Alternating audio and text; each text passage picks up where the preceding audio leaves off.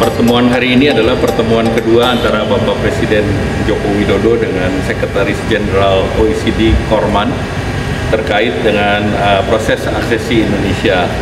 Yang pertama pertemuan di bulan Agustus 2023 dan tujuan pertemuan ini adalah untuk memberikan informasi terkini terkait update mengenai proses aksesi dan langkah-langkah yang harus diambil atau perlu diambil oleh pemerintah Indonesia. Sekjen Mathias Korman juga akan bertemu dengan Presiden terpilih Pak Menhan, Ketua DPR RI, Pimpinan DPR RI, Tim Nasional Aksesi OECD, Kadin, Apindo, dan juga akan membuka workshop teknis mengenai proses aksesi OECD dengan kementerian dan lembaga.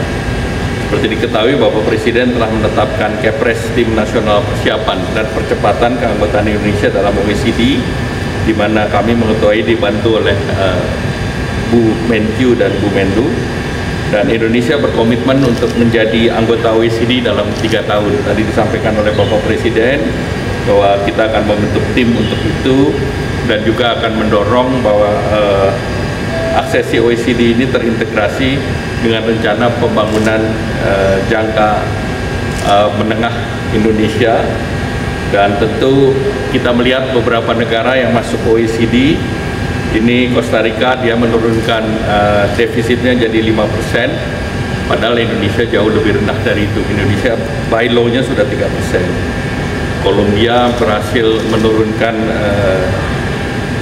kasus suapnya, dan tentu Indonesia sudah menjadi anggota daripada FATF, dan Lituania juga 3 tahun, dan Chili juga 3 tahun.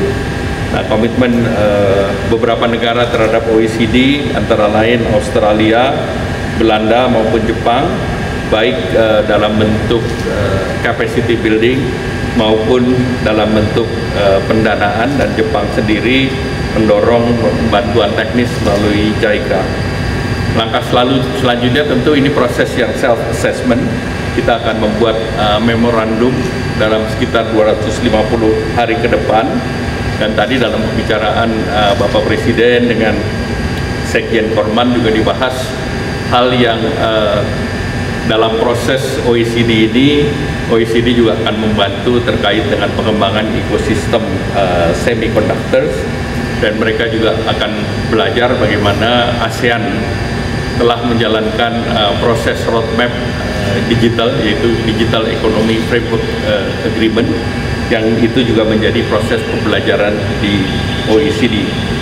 Nah, kemudian tadi juga disampaikan bahwa OECD juga akan melakukan survei ekonomi Indonesia, dan ini salah satu bentuk daripada support OECD terhadap bagaimana meningkatkan iklim investasi dan bagaimana Indonesia menjadi negara yang setara dengan negara-negara OECD di dalam pengembangan regulasi, sehingga investor akan nyaman untuk menambah investasi di Indonesia.